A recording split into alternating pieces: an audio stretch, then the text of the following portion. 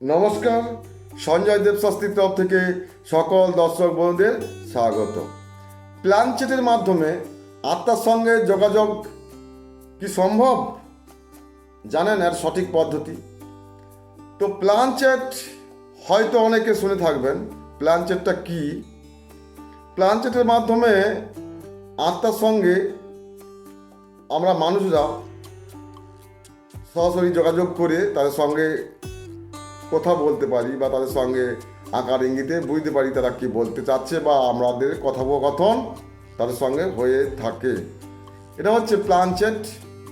তো প্ল্যানচেট আর পেট সাধনা এক জিনিস নয়। আপনি হয়তো মনে করবেন যে প্ল্যানচেট বা পেট সাধনা এক জিনিস, কিন্তু এক জিনিস নয়। পেট সাধনার ফলে মূলত শয়তানের অনুসারীগণ তারা পেট সাধনা করে, অতি প্রকৃত ক্ষমতার অস্তিত্বকে বিশ্বাস করে। আপনাকে প্ল্যানচেট কেউ কোনো ভিন্ন শক্তির উপাসনা না, এর উদ্দেশ্য হচ্ছে মৃতদের আত্মার সঙ্গে যোগাযোগ স্থাপন করা। ইউরোপ ও আমেরিকায় প্ল্যানচেট রমরমা ব্যবসা শুরু হয়েছিল এক সময়। তবে প্ল্যানচেটের নির্দিষ্ট পদ্ধতি আছে। জানেন কেমন সেই পদ্ধতি? প্ল্যানচেটের মাধ্যমে আত্মাকে ডেকে আনার বেশ পুরনো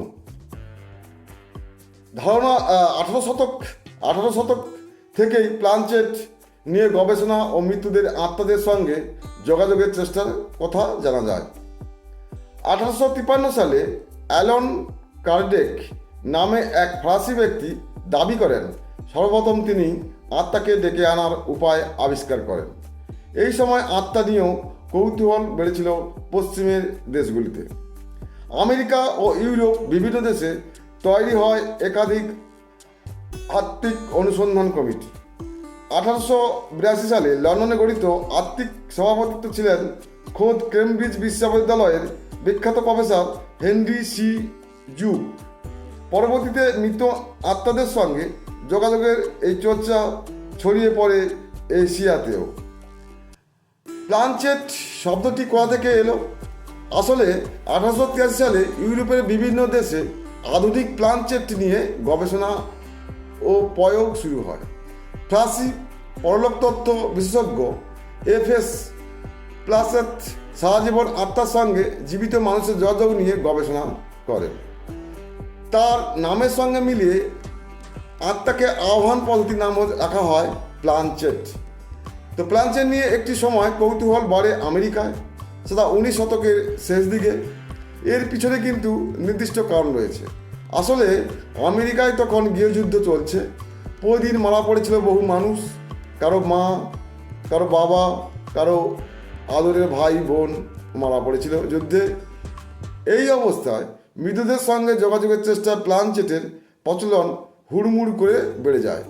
কিন্তু প্ল্যানচেটের মাধ্যমে কিভাবে আত্মাকে ডেকে আনা হয় আর নির্দিষ্ট কোনো পদ্ধতি আছে? প্ল্যানচেটের নির্দিষ্ট রয়েছে, যেমন একটি সাদা বোর্ডকে ব্যবহার করা হয়। প্ল্যানচেটের সময় বোর্ডটি সাধারণত কাঠ কিংবা তামা দিয়ে তৈরি করা হয়। বোর্ডের দুদিকে ছোট ছোট ক্যাস্টর দানা রাখা হয় যাতে বোর্ডটি সুবিধা মতো চক্রাকারে ঘুরতে পারে। বোর্ডের মাঝখানে পেন্সিল ঢোকানোর জন্য ছোট্ট একটি ছিদ্র থাকে। দেখুন কীভাবে প্ল্যানচেটের বোর্ড তৈরি করা হয়, সেই পদ্ধতি এখানে আমি বলছি। পেন্সিলটির তীক্ষ্ণ একটি ছিদ্র ভেদ করে বোর্ডের নিচে রাখা কাগজ পর্যন্ত পৌঁছে যায়। এই কাগজ মূলত আত্মার সঙ্গে যোগাযোগের কাজটি লেখা হয়। ব্যাস্টন প্ল্যানচেট একটি পদ্ধতি, সাধারণত বিজোড় সংখ্যা লোক নিয়ে হয়। এক্ষেত্রে নিয়ম হলো অন্ধকারে একটি কক্ষে সবাই সবার হাতের আঙুল ছুঁয়ে চক্রাকারে উপবিষ্ট থাকবে, যাকে ইংরেজিতে বলা হয় সিয়ান্স, বাংলায় পেট চক্র। তাদের মধ্যে একজন হবেন মিডিয়াম, যার শরীরের মাধ্যমে অশরীর আত্মার সঙ্গে যোগাযোগের তৈরি করা হয়। মিডিয়ামের হাতে পেন্সিলটি আলতোভাবে ধোয়া থাকে। প্লানচেটের মাধ্যমে পৃথিবীতে আসা বিদ্রোহী আত্মা সেই মিডিয়ামের দেহে ভর করে তার হাত ধরে প্রশ্নের উত্তরগুলো লিখিয়ে নেয়। এভাবেই চলে প্লানচেট কথোপকথন। দেখুন, প্লানচেট করতে গেলে জোর হবে না, বিজোড়, 3 জন 5 জন 7 জন, যত কম লোক হয় ভালো, 3 জন হলেই খুব ভালো। এবং পরপর 3 জন বসবে এবং 3 জনের মাধ্যমে যে মিডিয়াম হবে তার মাধ্যমে আত্মা ভর করে ওই আত্মা লিখিয়ে নেবে যে সে কী কী চাচ্ছে বা মানুষের সঙ্গে তার কী কী কথোপকথন হচ্ছে সেটা সে লিখিয়ে নেবে। সবাই ভালো থাকবেন, সুস্থ থাকবেন, নমস্কার।